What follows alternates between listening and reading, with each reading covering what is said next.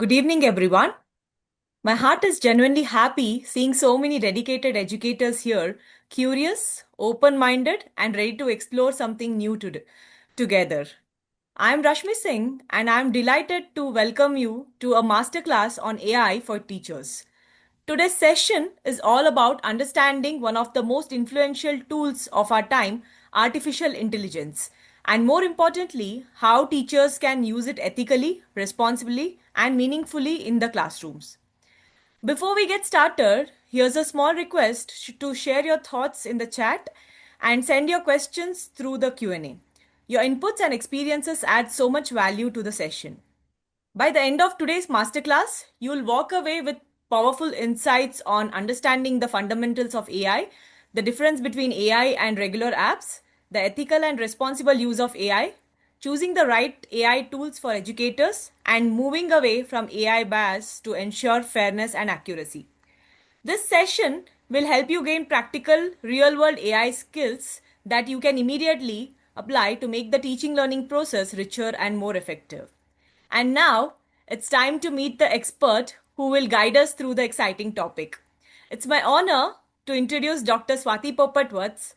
Dr. Swati is a highly respected educationist, the president of the Early Childhood Association and the Association for Primary Education and Research. She has over 3 decades of experience in early childhood education and has inspired countless teachers and parents through her work, books, and talks. Her sessions are always engaging, insightful, and full of practical examples, and today we are truly fortunate to have her with us.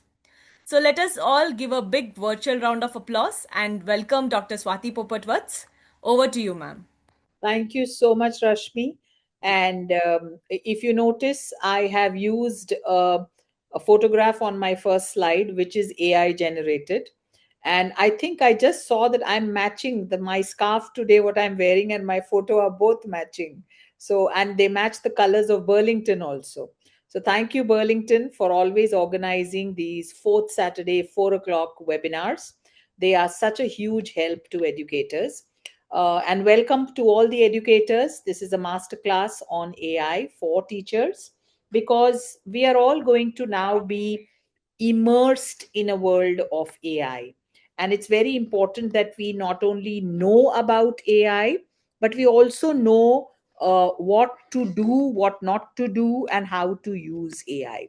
So that is very, very important. Let's go to the next slide. Rashmi is going to help me with my slides today. Thank you so much, Rashmi. So we are surrounded by AI. Even much before ChatGPT and Google Gemini and Meta and all came in, we were already surrounded by AI, but we never realized it. So we had Alexa, we had Siri, and then came the others, like the self-driving cars and your facial fingerprint identity, your ChatGPTs, your Canva, your Meta, your Gemini. And if you see, our universe is now going to become even more crowded with all these AIs. So it becomes very important for us to not only understand it, but to make maximum good use of it. So let's see the next slide. One of the most common questions that I am asked is, what is the difference between apps and AI? Because we all use apps. And is there any difference between apps and AI?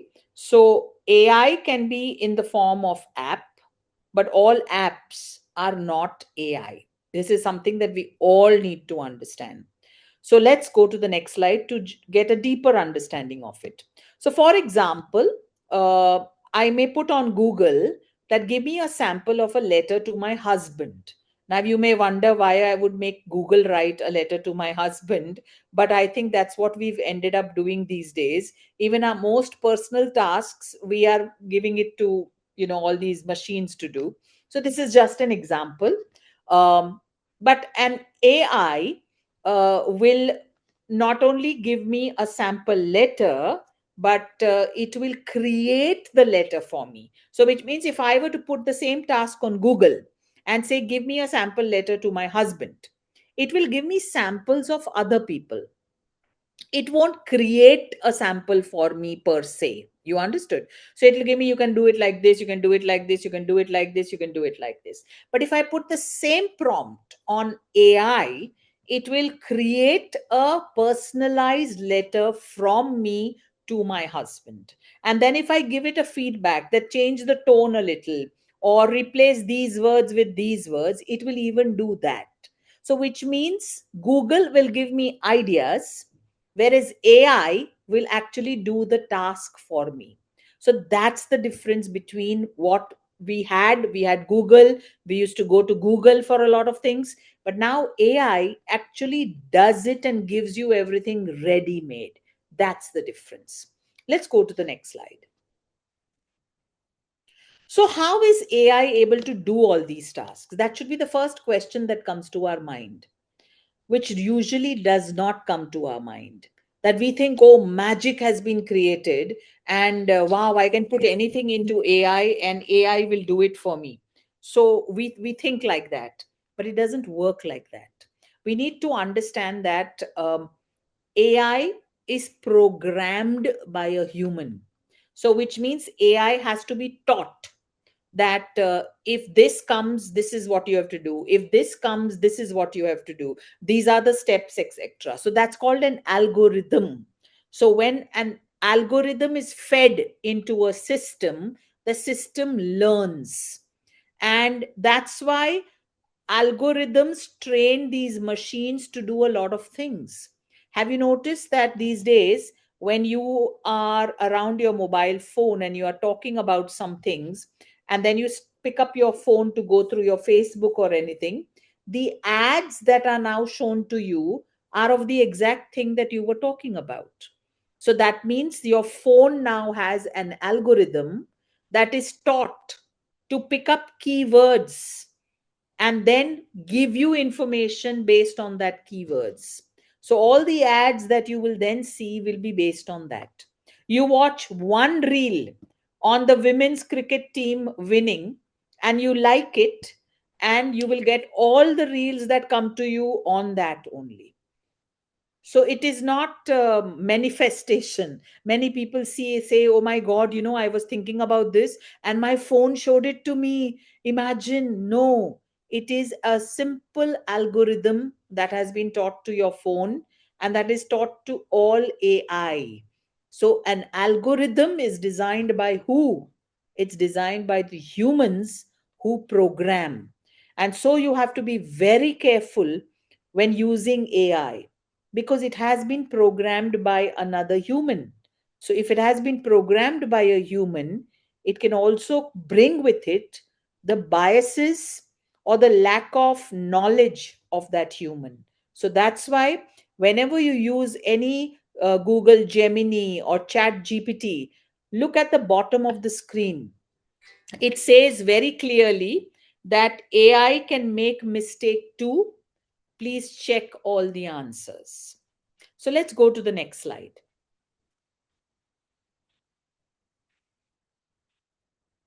For example, if the algorithm is wrong, the AI can make a lot of mistakes.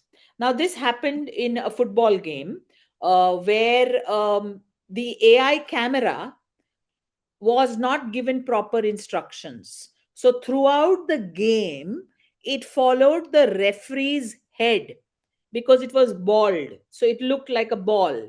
And it covered the referee's head, thinking it's a football because it was a bald head. So, it is very, very important to understand that if the right instructions are not given to AI, the algorithm can go completely wrong and the AI can end up doing all wrong things. So it is wrong to think that AI is superior, that AI is superior intelligence. AI is not superior intelligence, it is artificial intelligence. Let's go to the next slide. For that's why we have to be very careful about AI hallucination. So when AI makes a mistake or a AI does not understand things properly, it's called AI hallucination. And it happened to me very early on in my journey of exploring AI. So I was exploring this Chat GPT app, and I was talking to it about Frobel, Frederick Frobel, who's the father of kindergarten. And I have spent almost 7 years researching his work, so I know his work in and out. So I wanted to know what Chat GPT knows about him. So I put that, tell me the gifts designed by Frederick Frobel. And it gave me the gifts, but there were mistakes. So I said, there is a mistake in your gift one. It wasn't a block, it was woolly balls. So if you see the slide on the left, ChatGPT apologized. It said, I apologize for the mistake in my previous response. You are correct. The first gift is not a set of wooden blocks, but a set of soft wooden, colorful woolen balls. So, which means I had to correct the AI. Had I listened to the I would have put all wrong things in my presentation. So it's very, very important, friends, that do not trust AI completely when it comes to important things. Then I continued my conversation and I went on to something to do with numeracy. And I was asking all sorts of questions, especially about decomposition in numbers and subitizing, etc. And I was asking a lot of questions. And I was surprised to see this message, which is given on your right to chat GPT. You know what chat GPT told me? It says, I'm sorry, this conversation has worn me out. And it looks like we've reached the limit. Perhaps we can start talking about something else. So, this is your artificial intelligence. When it didn't have the right answers, it said that I am worn out. Now, think about it. Your children who are using ChatGPT, your students, may also get these answers from ChatGPT and may think that this is the right way to reply. So, when you ask too many questions in the classroom, don't be surprised if one of the students says, Ma'am, I'm worn out now. You're asking too many questions, because that's what they are learning from ChatGPT. So it's very, very important to understand that we cannot always trust ChatGPT or AI. Let's go to the next slide. Then let's talk about the human error and bias, which is very common in AI. Our prime minister was in a conference in France on AI, and he mentioned in his speech that AI still does not know the difference between left handed and right handed. He said, if you were to ask AI to give you a picture of a left handed person, chances are that you will still get a picture of a right handed person. And I tried this. I tried this yesterday with two AI platforms. And look at the picture I got. It's a picture of a right handed person.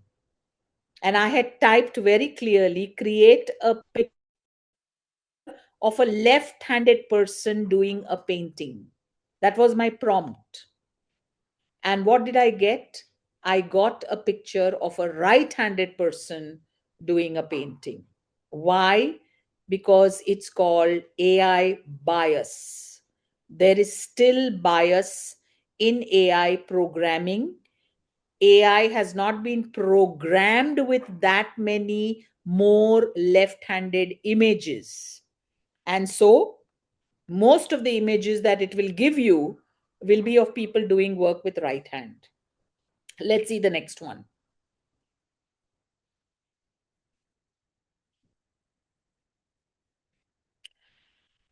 So, the next one is, can we go back?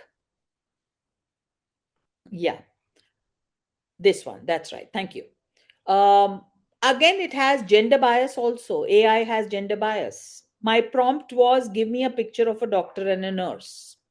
So it gave me a picture of a male doctor and a female nurse. But it will never give me a picture of a female doctor and a male nurse, because it still has gender bias embedded in it. Why? Because it is being programmed by humans. We humans carry these biases unconsciously, sometimes consciously, but that's why, because we are programming the AI, our biases are passing on to the AI. Let's see the next slide. This one. If you were to give prompt that to give me a picture of a beautiful Indian woman, chances are that they will never give you the picture of a tribal woman. They'll always give you a picture of a very affluent looking Indian woman. Now, at least, they have started giving a dark skinned Indian women. Previously, if you were to type, give me a picture of a beautiful Indian woman, it will always be fair skinned and in Western clothes. Now, at least, you get this kind of image, but you will still never get a tribal woman's image as a beautiful Indian woman. And that is something that we all need to be aware of, that you need to put proper prompts to get a specific result from AI. Let's see the next one.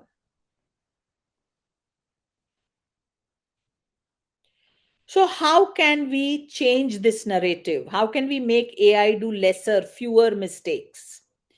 AI has the capacity, just like humans, to think and improve. So, which means if you change the prompt, if you change the narrative, if you give them feedback, if you notice whenever you do anything on ChatGPT or Google Gemini or whichever, they have a feedback, a thumbs up or a thumbs down. The more you use that feedback, the more you are helping generate better replies. But the chances are, if fools are using it and if fools are giving a wrong feedback, then the algorithm is also getting wrong feedback. So that can also be one of the negative points. But it is very important that the more we use AI, the more we give feedback to AI, the more better it can become. And it's also important to give feedback to the companies who develop AI, because if we send our feedback to the companies realize the kind of mistakes they are doing, and then they can tell their algorithm developers, their coders, to make the changes. Let's go to the next slide. And for this, I would urge you all to watch this movie. It's available on OTT. It's called Humans in the Loop. Humans in the Loop is the story of a tribal village in Chhattisgarh where a tribal women are appointed by a US or a UK company to do AI leveling. Now, what is AI leveling? AI leveling means there are people whose only job is to teach AI that this is an apple, this is an apple, this is an apple. So a lot of pictures are clicked, okay, and selected to tell the AI that an apple can look like this also, an apple can look like this also, like that. So AI has to actually learn from these AI levelers. And this movie tells you how this girl who was a tribal and working in this company discovered that AI has biases. And that's when she realized that we have such a big responsibility on our shoulders to teach AI the right things. Wonderful movie. It will tell you a lot about AI and how AI can make mistakes and how many companies are allowing AI to make those mistakes. Let's see the next slide. So, friends, most importantly, before we talk about artificial intelligence and before we put children onto artificial intelligence or put ourselves, we need to work on human intelligence.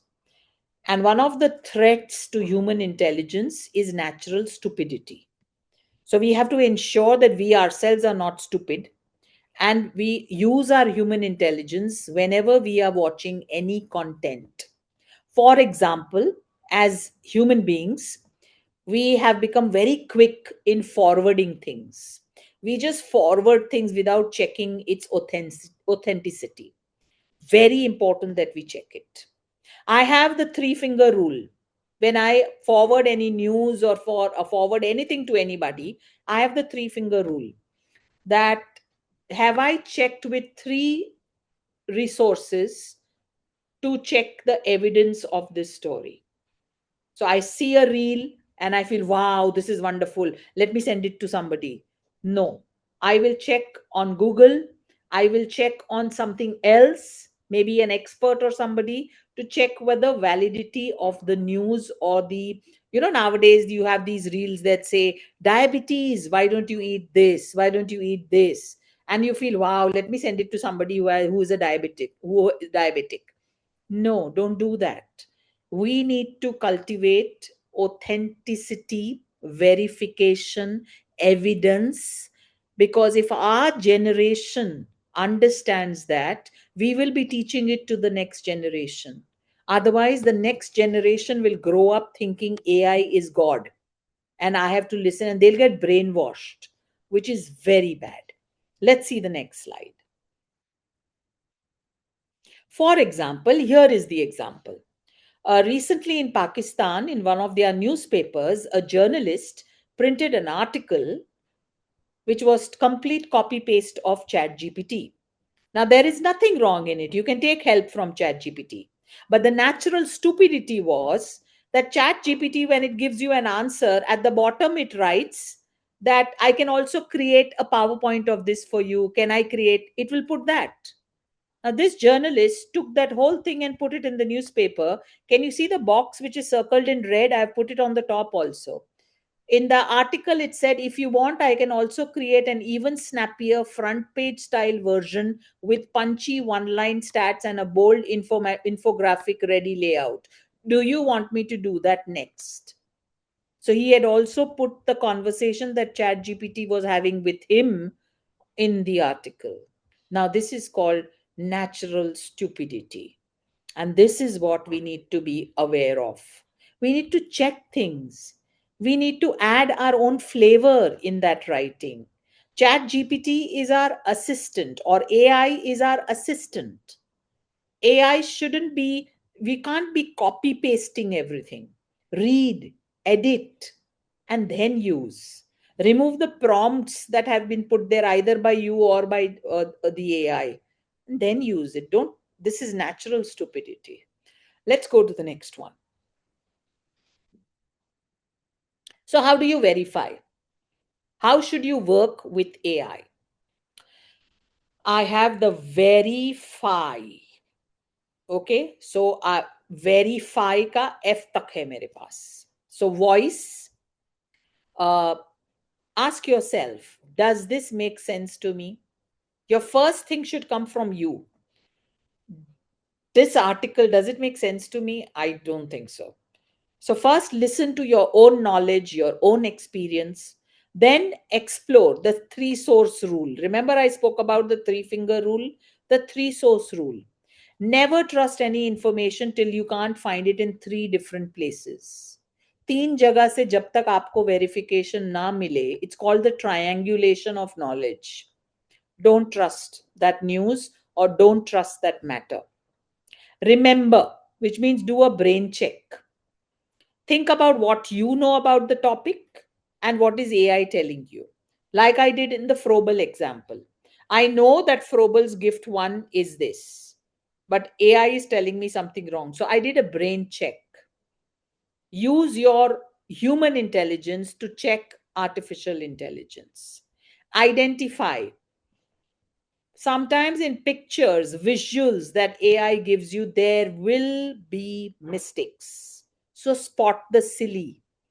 There might be six legs given to a dog, or two tails given to a dog, or there will be a gender bias or a color bias. Look for these things and then tell your AI to change it. Identify it, tell AI to change it, and it will change it for you. Find. Ask somebody who's an expert. Teach children to ask a grown up whether this fact is correct, what AI has given me is correct or not. You must know that human beings are indispensable. Human intelligence over artificial intelligence. And now think about it, human intelligence with artificial intelligence, that's a strong bond. But artificial intelligence without human intelligence, disaster. Let's see the next slide.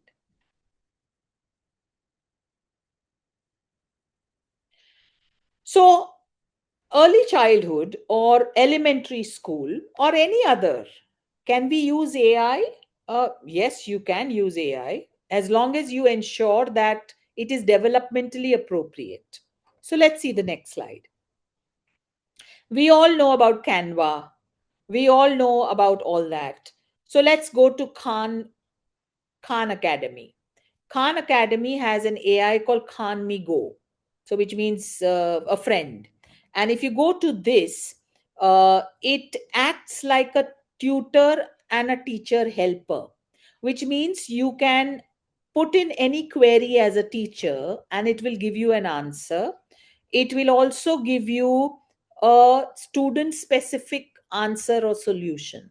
So it is fabulous for teachers to use because it kind of helps you with differentiated learning. And Khan Academy also has activities for children. So teachers can use it and so can children. But as a teacher, when you use it, it's a wonderful help. It can also develop lesson plans for you, it can develop differentiated lesson plans for you. Say you are stuck with a particular child and you don't know how to take this forward, you add the details and it'll give you a proper way forward with the child. So I think that's an amazing assistant to have. But again, I would say, word of caution, check everything that it gives you. Next slide. Then we have this, which is another wonderful site. And it basically talks about adapting the material to different levels of learning. So, for example, if you have children in your classroom, and which is going to happen because in our classrooms, we have a child who's born in January and we have a child who's born in December. So, there's almost a 10 to 11 month gap, age gap between these children. So, naturally, the January born child will be able to read better and a December born child may not be still reach that level. This site helps you adapt reading material to different levels. So, for example, you have one chapter that you want the whole class to read, but you know that there are some children who will struggle with that chapter. So, you feed that chapter into this AI, and it will make that chapter adapt that chapter to different learning or reading levels. So it will change the complexity according to the children in your class. It will also create worksheets for you on that reading material or any activities that you want or any resources that you want. It's a wonderful, wonderful AI. Try it, use it. Yes, and the problem with most of these AIs is that once you start using it and they understand that you are coming to it again and again, they will send you that line. It's time to pay now. Why don't you register and subscribe? So, yeah, that's going to happen. Unless, of course, you have 10 different email addresses and you start using it with 10 different email addresses. Let's go to the next one. One of my favorite AIs is Google Read Along. It used to be called Google Bolo before this, and it's now called Google Read Along. Google Read Along is an app, but they've also now have the AI version. It has the same reading material in almost, I think, 8 different Indian languages. So it's a brilliant tool to use, especially when you have new English speakers. And it gives you activities after that reading log.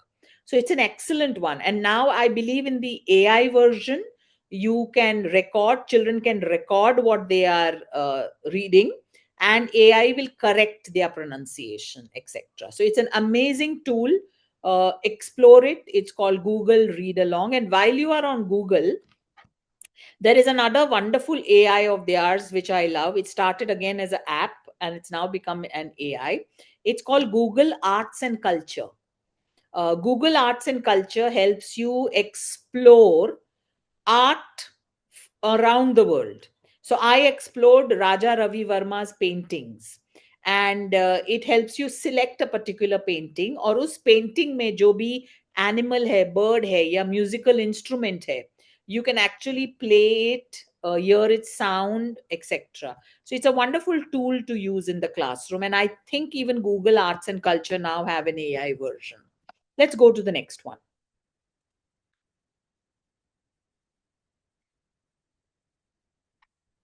Suno.ai. Brilliant AI.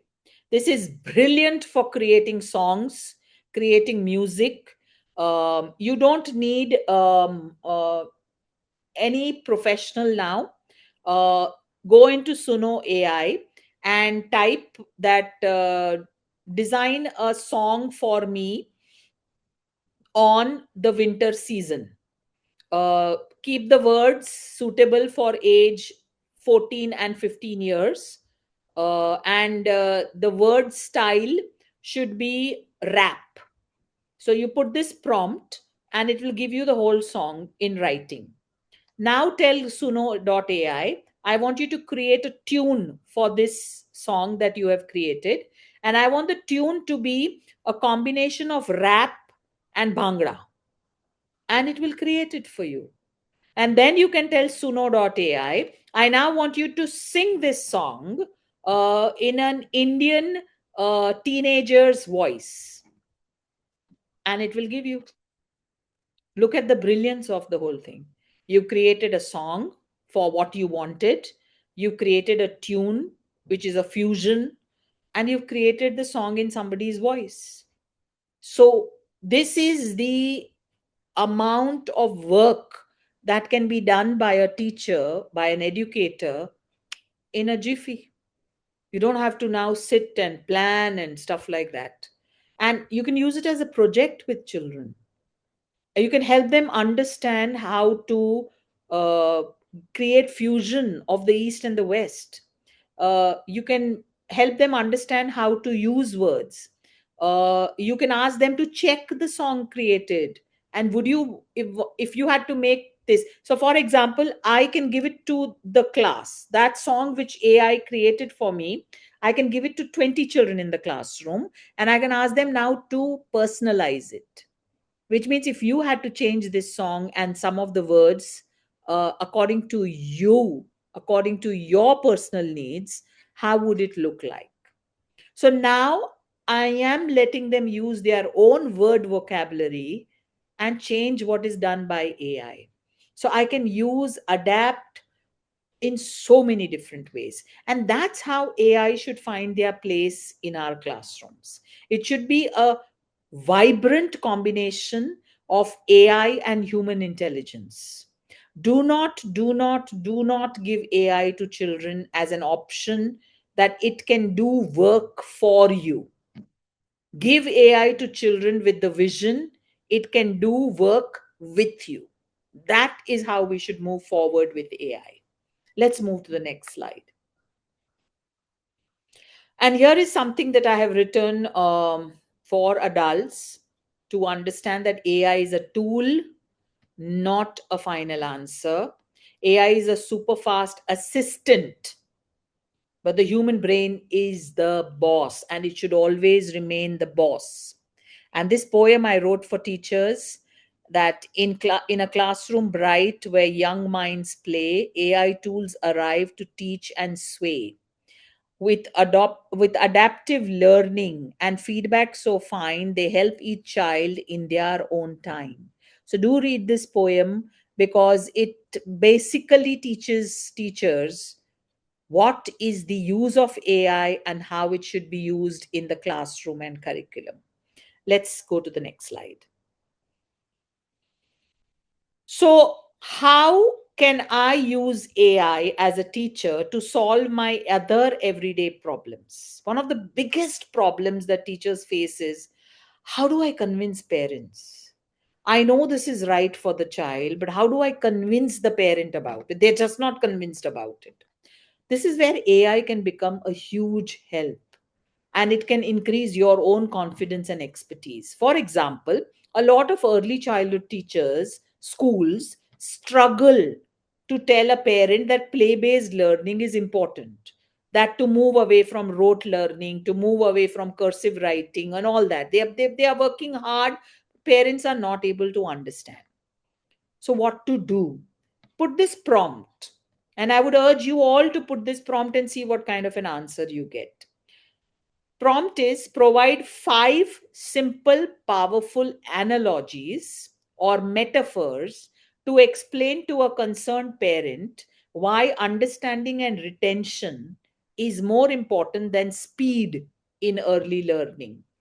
Like explaining why a house with a weak foundation will collapse. So, you see the prompt that I have given? I have given an example also to AI. I've given the problem, I've stated the problem, and I've told what I want. The problem is that parents want to start writing early, start reading early.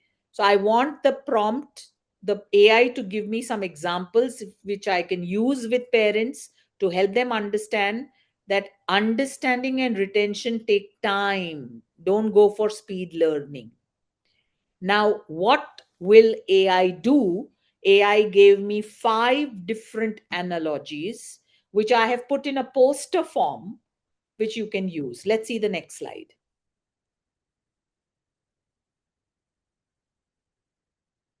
Here are all the analogies. So it now creates a kind of a conversation. It says, Teacher, good morning, good afternoon, Mr. So and so, thank you for making the time to speak to me. It prepares you even for the conversation. It also tells you how to speak to the parent, how to talk about the analogy. For example, the analogy of cooking, that how when you put every ingredient, you wait for that ingredient to take its time and then put the next ingredient. And then you will get a very tasteful recipe. But imagine you took all the ingredients and you put them all together, your flavor, your taste will suffer. And that's the same with learning.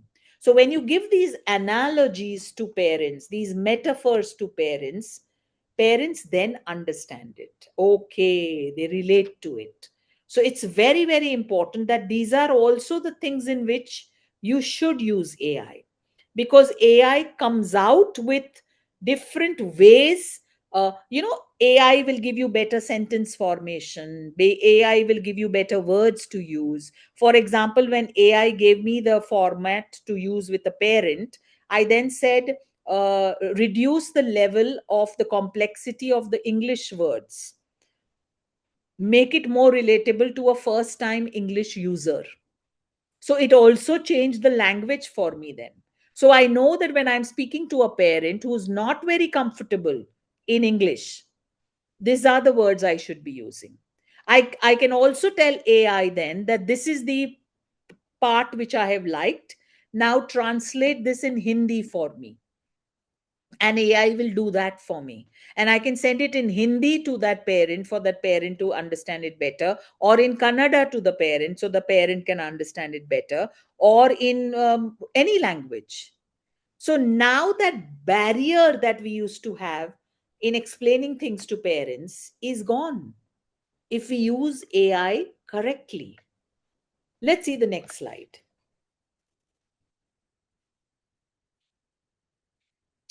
So once I get everything, I can also tell AI role play my conversation, role play how I'm supposed to. So AI can become your role play, that no, no, but the parent will ask me this.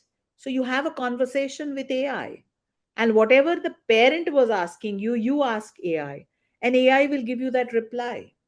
So it's so important that make AI your assistant, make AI help you in all these ways, in things that where you always felt that I have no help here. How do I do it? Now you have a one on one help, which is going to give you the way forward, but your prompt is something that comes from you. If you are not clear in your prompt to the AI, then AI will give you all wrong things. So it is very, very important that you give the right prompt. Please understand, prompt becomes the AI's algorithm. So, what is an algorithm? It's putting into steps what you actually want the AI to do for you. For example, if you want AI to come here. If, say, for example, if you tell a child, come here, where is here? Come here means what? The child was sitting and you said, come here. Child may just come on the, by, sliding on the floor, and you say, no, walk and come here. But then you should have told me, walk and come here. Where is here? Define here. So AI needs all this information. You can't just say, come here. You can't just say, give me how to convince a parent. No, about what? In what language? In what format? You will have to give all these instructions to AI for AI to do a good job for you. Otherwise, you will be very frustrated with AI, because then you'll say, nah, इससे अच्छा तो मैं ही कर लेता. But if you give it a good prompt, it will give you the right answers. Let's see the next slide. Here is the whole conversation. The whole conversation about all the metaphors. So, the metaphor of cooking, the metaphor of growing a plant, the metaphor of diya. You know how we, when there is a, when you light a candle or a diya, you need to hold it with your two hands if there is too much of a wind. Similarly, the school, the teacher will have to become those hands. So, see all the metaphors here explained properly, and you can choose which metaphor to use with which parent, because you know these parents, you know what will work and what will not work with them. So this is important, that AI can actually help you in all these things. It can help you do your lesson plan, it can help you in differentiated learning, it can help you draft circulars, it can help you create visuals. But yes, one thing about visuals, if there is any writing in the visual, AI will make spelling errors. AI is very, very frustrating to use when you use any poster or any picture created which has writing on it. It's bound to make spelling errors. I don't think it has been refined that much that it won't make spelling errors. So, this is where I think where teachers are right now struggling is communication during open houses, during parental meetings. How do I convince a parent? I think AI can become a wonderful tool for you to use and for you to convince parents. Use it, try it, and I'm telling you, it will work wonders for you. Let's go to the next slide. We need to create computational thinkers. And that is why, having understood that AI is actually dependent on humans, please understand that when this generation of children grow older, they will have to code in some way or the other. Computational thinking is now become the go to skill, the only important skill. And that's why I feel technology literacy should become one of the foundational literacy skills that we give children in our schools. For to become a computational thinker, I need to have logic, evaluation, I need to understand patterns, and I need to be given activities like creating, tinkering, collaborating, and all that. You need to include them early. Now you will ask, how early? Let's see the next slide.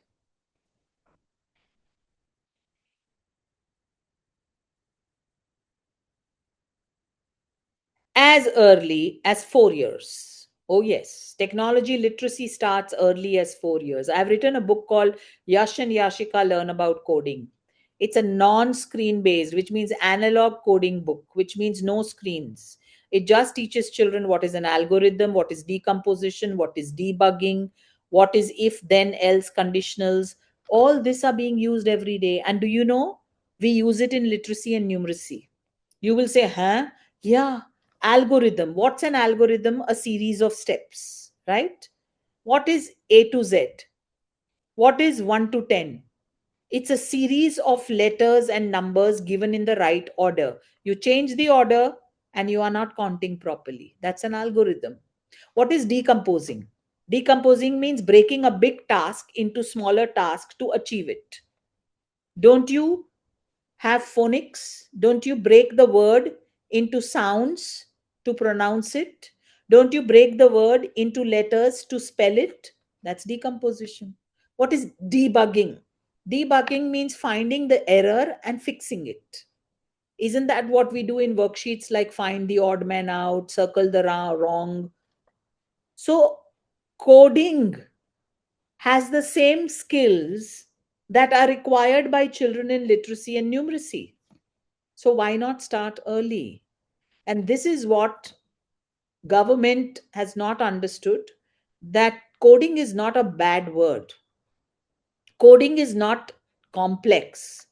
Coding is a skill, and its understanding needs to start through games and activities. You need to code my mind first for me to be able to use that mind for coding a computer. It's as simple as that. Let's see the next slide.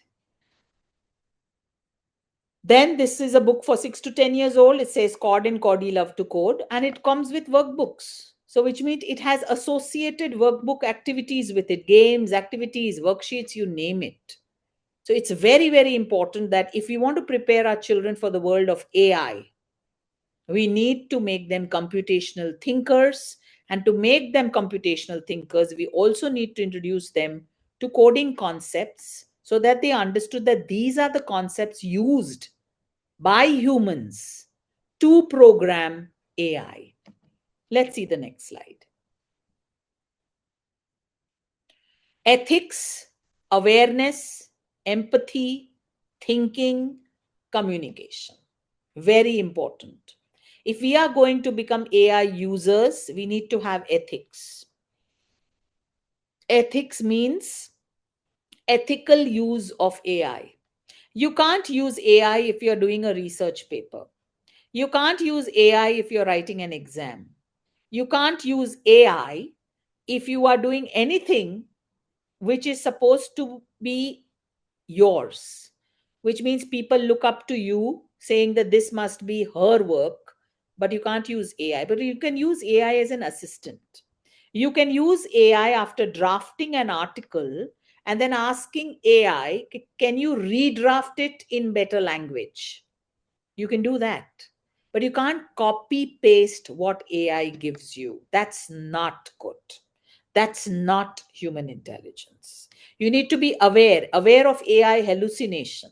AI makes errors. You need to have empathy that if I am using AI, who am I using it for? Are the words, the language, the tone suitable to that person? That's very important. Thinking. Think, has AI given it to me properly? Are there mistakes? Is this right? Very important. Otherwise, we're not using our human intelligence. And most importantly, communication. I feel our own communication styles improve when we use AI or the help of AI. But it is very, very important to note that we can't stay away from AI. You can either get swept along and drown in AI or use it as a tool and keep your brain intact. I prefer option two. So it is very, very important. This quote that has been put on this slide says whether AI will help us reach our aspirations or reinforce unjust equalities is ultimately up to us.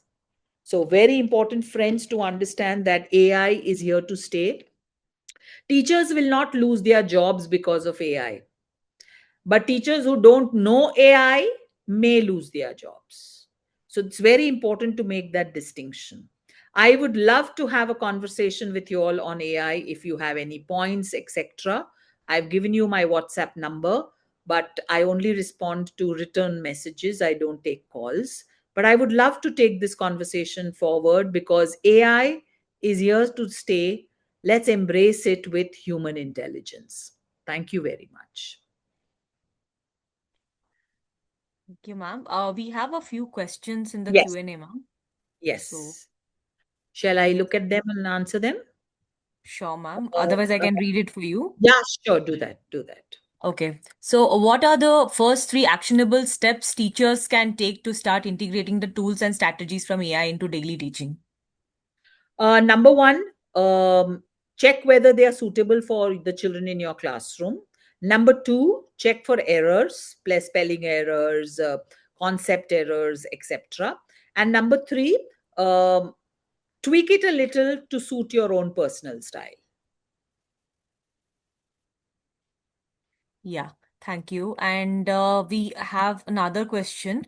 Can we use Suno AI to create songs for difficult science topics? Oh, yes. I created a song on what was that topic, which is the most difficult? Um, uh, uh, I don't know. I completely forgot. I'm getting old now. The physics concept, which most children find very difficult to understand. I asked Suno AI to create a song to explain that, but you have to mention the age group. You have to mention the age group that I want you to create a song to teach children about this concept. And the children will be 8 to 10 year olds. So then it will create songs with words that suit that age group. Sure, ma'am. The books which you just discussed, though, they want to know, are these available in all bookstores? They are available on Amazon and they are available with Early Childhood Association. So you can go on Amazon, it's available there. Or you can WhatsApp me. How AI can help in early childhood education, like phonics, numbers, and storytelling. Oh, lovely. There are a loads of AI for phonics. Um, there are loads of AI, but I tell you, one of the best programs that I've found where phonics is concerned is Burlington Magic of Early Years. I have studied thousands of programs when it comes to phonics. And Yeah. I always say that what the NEP or Nipun Bharat tells us is that phonological awareness is just a part of your language communication and literacy. So do have a look at Burlington Magic of Early Years, but there are a lot of AI apps on phonics. Khan Amigo also has that. If you go there, Defeat also Defeat, I think that's how it's pronounced, also has it. Do have a look at them. They are wonderful. There's one more question on phonics, ma'am. What are some examples of good AI tools teachers can use in primary classes for teaching phonics? I think Khan Amigo is good. It does a wonderful job. You can actually put in your problem there, and it will give you not only resources, tools. Also, there is a platform called Twinkle. Twinkle has ready-made resources on everything. If you become its member, it's a very nominal membership for a year. You can download everything, and they have actually content checked content. And again, I would say Burlington. So another question is on assessment. Can we have a tool for assessment in school?